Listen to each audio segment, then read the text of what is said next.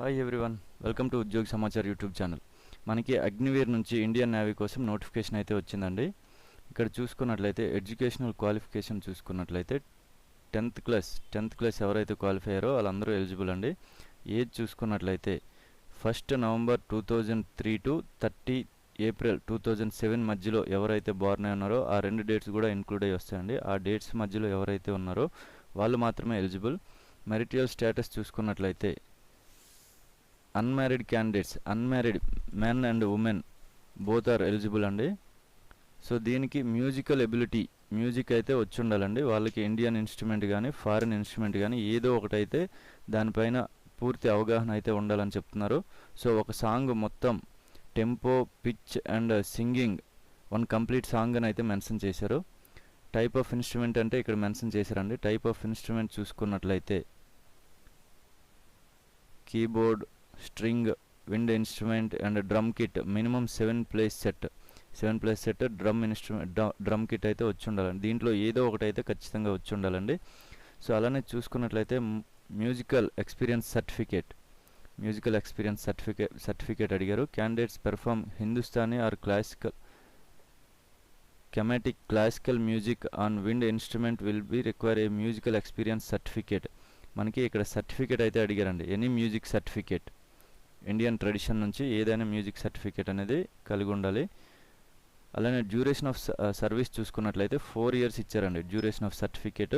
అలానే లీవ్స్ చూసుకున్నట్లయితే 30 లీవ్స్ ఉంటాయండి. ఇయర్కి 30 లీవ్స్ ఉంటాయి. అండ్ అడిషనల్గా సిక్ లీవ్ కూడా వీళ్ళకి ఉంటుందని మెన్షన్ చేశారు.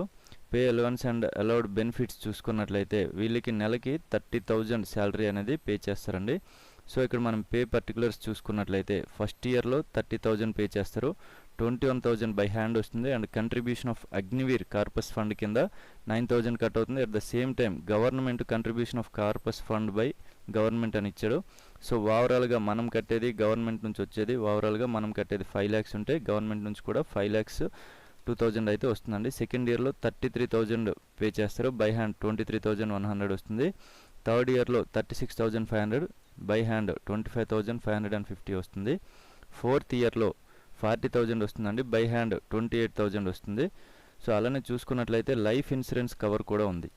లైఫ్ ఇన్సూరెన్స్ కవర్ అనేది 48 lakhs వరకు వర్తిస్తుందండి. డెత్ కంపెన్సేషన్ కూడా ఉంది. 48 lakhs వరకు వస్తుంది. ఎక్స్గ్రేసియా 44 lakhs డెత్ అని చెప్పి ఇచ్చారు.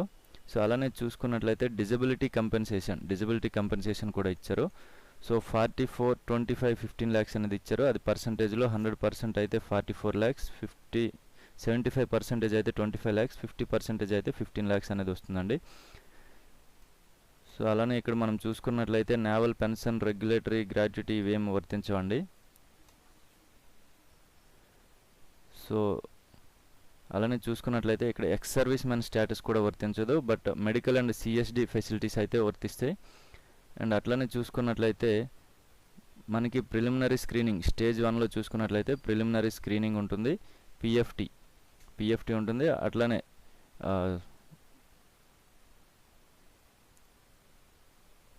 Music screening test and medical test అయితే ఉంటుంది దీంట్లో. సో మనం ఫిజికల్ స్టాండర్డ్స్ చూసుకున్నట్లయితే మేల్ క్యాండిడేట్స్ అయితే 1.8 kilometers 6 minutes 30 secondsలో కంప్లీట్ చేయాలి. ఫిమేల్ క్యాండిడేట్స్ 8 minutesలో కంప్లీట్ చేయాలి.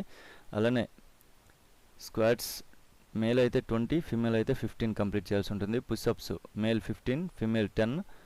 అండ్ నీ సిటప్స్ చూసుకుంటే మేల్ 15, ఫిమేల్ 10 కంప్లీట్ చేయాల్సి ఉంటుందండి. అలానే స్టేజ్ 2 స్క్రీనింగ్ టెస్ట్ చూసుకున్నట్లయితే preliminary screening test, musical test ఉంటుందండి స్టేజ్ 2లో. అండ్ మెరిట్ లిస్ట్ అనేది ఈ రెండాటిలో క్వాలిఫై అయిన వాళ్ళని బట్టి షార్ట్ లిస్ట్ చేస్తారు. అది మనకి October 24th సైట్లో పెడతారండి. దాని తర్వాత మనకి ఫైనల్ మెడికల్ ఎగ్జామినేషన్ ఉంటుంది.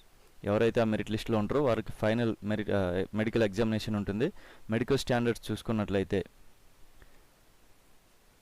సో మనకి ఇక్కడ మెన్షన్ చేశారు. ఎవరైతే ప్రెగ్నెన్సీ ఉంటారో ఆ మెడికల్ టైంలో వాళ్ళు డిస్క్వాలిఫై అని చెప్పి మెన్షన్ చేశారండి. మినిమం హైట్ స్టాండర్డ్స్ చూసుకున్నట్లయితే male and female candidates both 157 centimeters ఉండాలి. అట్లానే టాటూస్ చూసుకున్నట్లయితే ఇన్నర్గా ఉండొచ్చు, బట్ బయట వైపు ఏవి ఉండకూడదని చెప్పి టాటూస్కి మెన్షన్ చేశారండి. సో అలానే చూసుకున్నట్లయితే విజువల్ స్టాండర్డ్స్ అని ఇచ్చారు.